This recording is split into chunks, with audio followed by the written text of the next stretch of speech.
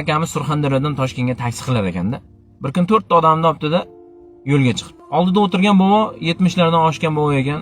Yo'lda ketayotganda boboni mazasi qochib qoldi. Boyagi shopir aka ko'p bansalarga to'xtabdi, ko'p aptekalarga to'xtabdi, yo'llarda to'xtab boboga yordam berdi. Har bir viloyatda bansalarga kiribdi-da. 3 ta klient aytibdiki, aka, boboni shu yerda tashlab ketaylik. Yaqinlari, o'g'illari kelib o'zlari olib ketadi.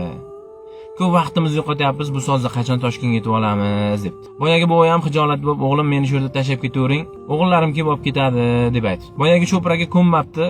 Men hali shu paytgacha taksi qilib, yarim yo'lda odam tashlab ketmaganman. Bundan keyin ham tashlab ketmayman. Bobo sizni o'zingizni manzilingizga olib borib qo'yaman deb. Va yo'lda davom etibdi. 10 soatlik yo'lga boyagi akamiz 24 soatda kirib ketdi. Boboni manziliga tushiribdi. O'zi 200 ming so'mga dagovor qilgan ekan.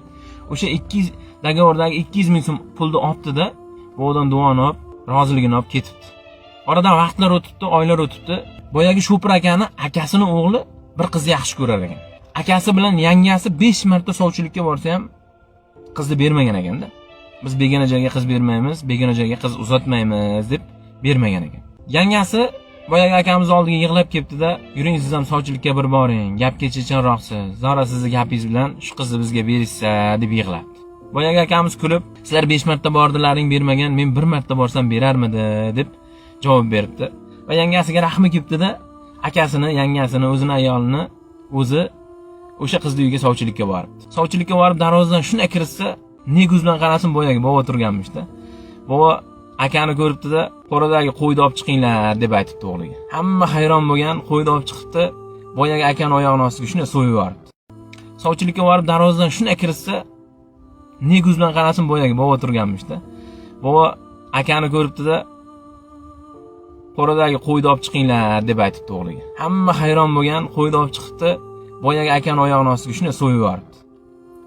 Keyin boyani akani taksi deb o'ylagan. Biz bu odamlarga qiz bermaymiz. Uka sizni o'zingiz tushuntirib qo'yavering desa, men shu odam ukasi bo'laman. Sizni uyingizga sovchilikka keldik.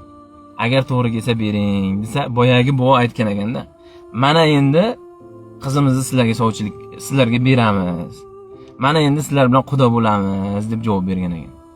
Birgina akani qilgan yaxshiligi bilan, birgina ko'nglini olgani bilan ikki tomon quda bo'lib ketgan ekanda. Shundan yaxshilik qilishdan to'xtamanglar akalar.